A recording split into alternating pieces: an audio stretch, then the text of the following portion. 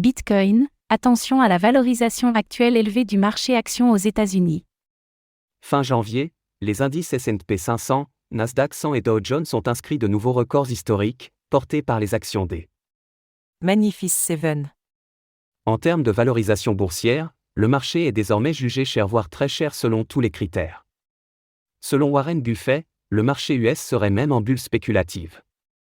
Il faut à présent que les résultats des entreprises confirment pour éviter une correction des indices boursiers qui serait nocive au Bitcoin.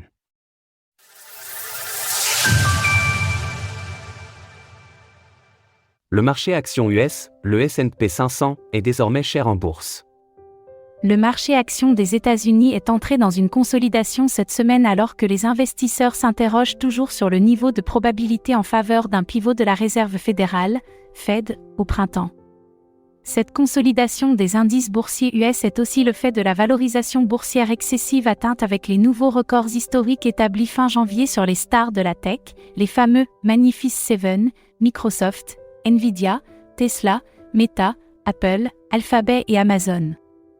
Dans mon nouvel article au sein des colonnes de Cryptost, je vous propose donc un tour d'horizon des critères principaux de valorisation boursière qui illustrent cette cherté relative des actions US.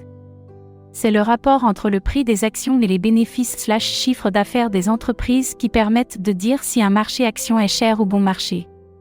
Certains ratios de valorisation boursière utilisent les bénéfices passés, d'autres les bénéfices futurs, prospectifs, anticipés et encore toute une série d'autres agrégats microéconomiques. Ces profits prospectifs sont décisifs dans le calcul du Price et Earning Ratio Forward, dont vous avez un graphique ci-dessous. Le PE Forward, c'est le PE classique auquel l'on ajoute un PE futur basé sur les bénéfices prospectifs. Au stade actuel, le marché action est valorisé au-dessus de sa moyenne des 5 et des 10 dernières années en termes de PE Forward, alors que les bénéfices anticipés sont très élevés sur de nouveaux records historiques.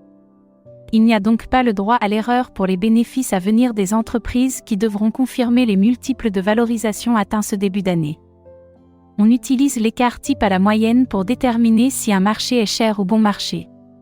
L'écart type est la dispersion des valeurs d'un échantillon de données par rapport à la moyenne. Plus un sigma et moins un sigma permettent d'obtenir des zones d'excès de valorisation à la hausse et à la baisse. Je vous en fais un récapitulatif dans le tableau ci-dessous. Voici la liste des multiples de valorisation utilisés. Le cours du Bitcoin est toujours engagé dans une phase de consolidation.